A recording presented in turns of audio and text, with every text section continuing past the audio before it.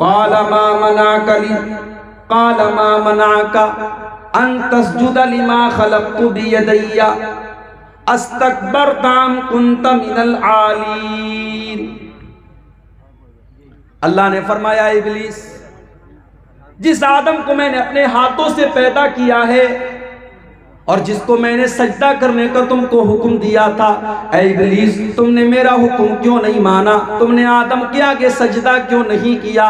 اب استکبرتا، اے ابلیس کیا تو بہت بڑا گھمنڈی اپنے آپ کو سمجھتا ہے؟ کیا تو بہت گھمنڈ کر رہا ہے؟ کیا تو اہنکار کر رہا ہے؟ کیا تو تکبر کر رہا ہے؟ ام کنت من العالین، یا تو بہت بڑا ہو گیا ہے، تو بہت اونچا ہو گیا ہے، تو اللہ کے حکم کو بھی نہیں مان رہا ہے؟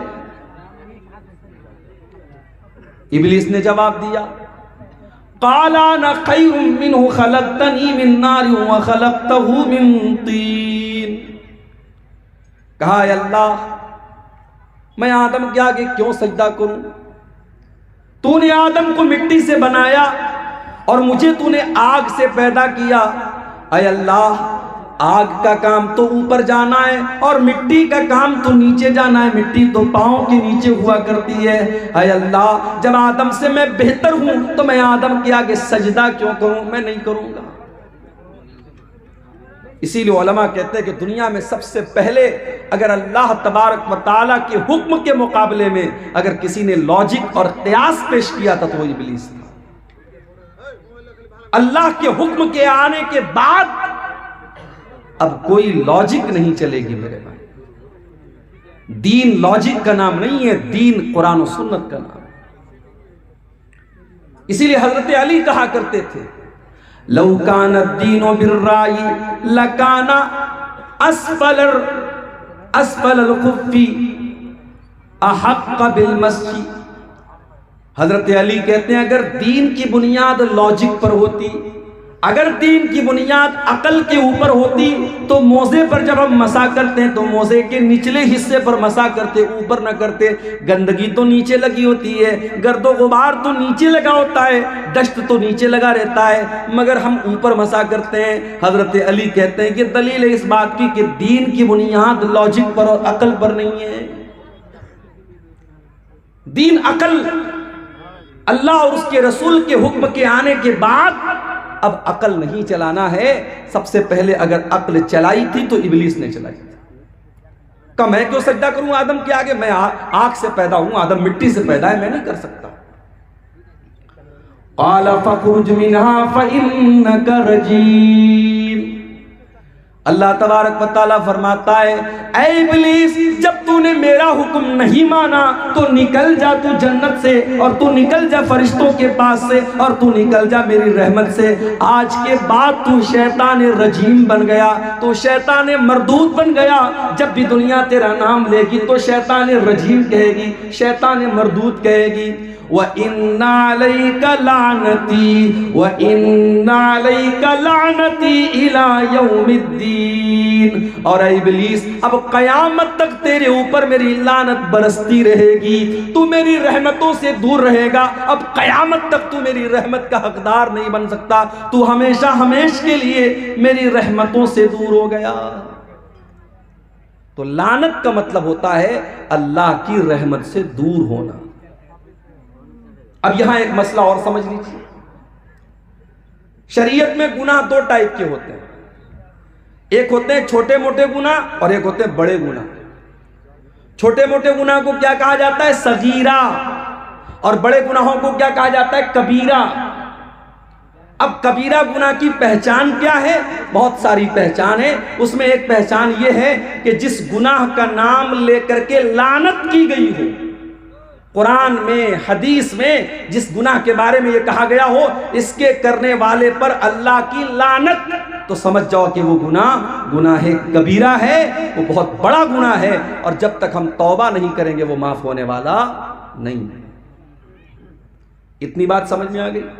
اب ایک بات اور سمجھ لو، لعنت کسی خاص انسان کے اوپر نہیں کر سکتے، لعنت کسی برے کام پر کر سکتے ہیں۔ مثال کے طور پر جو نماز نہ پڑھے اس کے اوپر اللہ کی لعنت، جو شراب پیے اس کے اوپر اللہ کی لعنت، جو جھوٹ بولے اس کے اوپر اللہ کی لعنت۔ اس طریقے سے ہم جنرل انداز میں، کامن انداز میں ہم لعنت کر سکتے ہیں، مگر کسی انسان کو ٹارگٹ کر کے، کوئی نماز نہیں پڑھتا، ہم اس سے جا کر کہیں تو نماز نہیں پڑھتا، تیرے اوپر اللہ کی لعنت ہو۔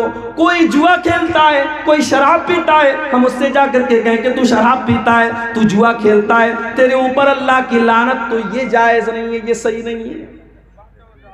کسی ایک انسان کو ٹارگٹ کر کے آپ لعنت نہیں کر سکتے۔ لعنت ہم عام انداز میں، ایک جنرل انداز میں، کامن انداز میں ہم کر سکتے ہیں۔ اچھا، کسی چیز کو لعنت نہیں کر سکتے۔ ایک مرتبہ ایک صحابی جا رہے تھے، راستے سے بہت تیز ہوا چل رہی تھی۔ اب جب ہوا بہت تیز چلی تو ان کی چادر ان کے کندھے سے گر گئی۔ انہوں نے ہوا کے اوپر لعنت بھیجی، کہا لعنت ہو اس ہوا کے اوپر، اس کے چکر میں میری چادر گر گئی۔ اللہ کے نبی کے کانوں میں صحابی کے جملے پڑ گئے، کہا لا تلعنہا، اے میرے صحابی تم ہوا کے اوپر لعنت مت بھیجو، تم ہوا کے اوپر لعنت مت کرو، فَإِنَّهَا مَامُورَةٌ، ہوا اپنے من سے نہیں چلتی ہے، ہوا تو اللہ تعالیٰ کے حکم سے چلا کرتی ہے۔ اے میرے صحابی، ایک ہوا کے اوپر بھی تمہیں لعنت کرنے کا ادھیکار نہیں ہے۔ اگر تم نے کسی کے اوپر لعنت کی اور وہ چیز لعنت کے لائق نہیں ہے تو لعنت لوٹ کر کے تمہارے پاس آ جائے گی۔ تو کسی کو ہم لعنت نہیں کر سکتے، کسی انسان کو، کسی چیز کو ٹارگٹ کر کے لعنت نہیں کر سکتے، برے عمل کے اوپر ہم لعنت کر سکتے ہیں۔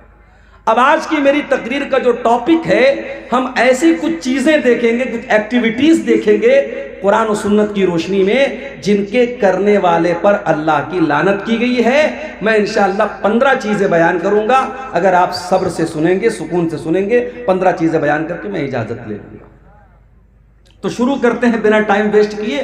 پہلی چیز جس پر اللہ کے نبی نے لعنت کی ہے، کسی زمین یا جگہ کے نشان کو مٹانے والا۔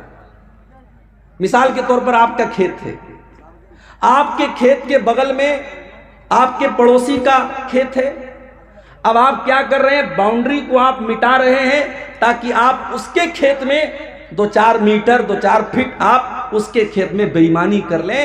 زمین کے نشان کو مٹانا یہ بھی لعنت والا کام ہے۔ دلیل کیا ہے؟ دلیل بخاری شریف کی یہ حدیث ہے۔ حضرت علی سے کسی نے کہا، اے علی، اللہ کے پیارے نبی نے آپ کو جو راز کی باتیں بتائی وہ ہم کو بتا دیجئے۔ حضرت علی ناراض ہو گئے، کہا نہیں، اللہ کے نبی نے کوئی ایسی بات ہمیں نہیں بتائی ہے جو اور لوگوں کو نہ بتائی ہو۔ ہاں، لیکن ایک مرتبہ اللہ کے نبی نے 4 باتیں مجھے بتائی تھی، ہو سکتا ہے یہ باتیں کسی اور کو نہ بتائی ہو۔ اللہ کے نبی نے فرمایا، لعن اللہ من لعن والدہ، اللہ کی لعنت ہو اس انسان کے اوپر جو اپنے باپ کے اوپر لعنت کرتا ہے۔ کوئی باپ کے اوپر بھی لعنت کرتا ہے؟ ہاں، آپ نے کسی اور کے باپ کو برا بھلا کہا، جواب میں اس نے آپ کے باپ کو برا بھلا کہا، ہو گئی باپ کے اوپر لعنت۔ اور کچھ بدنصیب تو ایسے بھی ہوتے ہیں جو ڈائریکٹ اپنی ماں کو، اپنے باپ کو گالی دیتے ہیں، لعنت کرتے ہیں۔ نہیں میرے بھائی، ماں باپ اگر غلط بھی کریں، ماں باپ اگر ظلم بھی کریں، ان کا عمل اللہ کے حوالے کر دو، مگر ان کے ساتھ بدتمیزی مت کرو۔ انہیں اللہ تعالیٰ نے تمہارے پیدائش کا ذریعہ بنایا ہے۔ تمہاری ماں نہ ہوتی، تمہارے باپ نہ ہوتے تو تم دنیا میں نہیں آ سکتے تھے۔ ان کی قربانیاں، ان کی محنتیں کبھی بھولو مت۔ ماں نے 9 مہینے پیٹ میں رکھا، باپ نے خون پسینہ ایک کیا، تب تم کسی لائق بنے ہو۔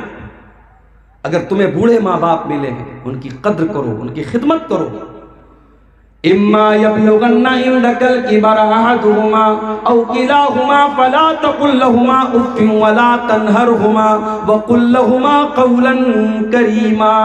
تمہارے والدین میں سے کوئی ایک اگر بوڑھا ہو جائے یا دونوں بوڑھے ہو جائیں، تم کو بڑھاپے میں تمہارے ماں باپ اگر مل جائیں تو قرآن کہتا ہے فلا تقل لہما اف، تم اپنے والدین کو اف بھی نہ کہنا۔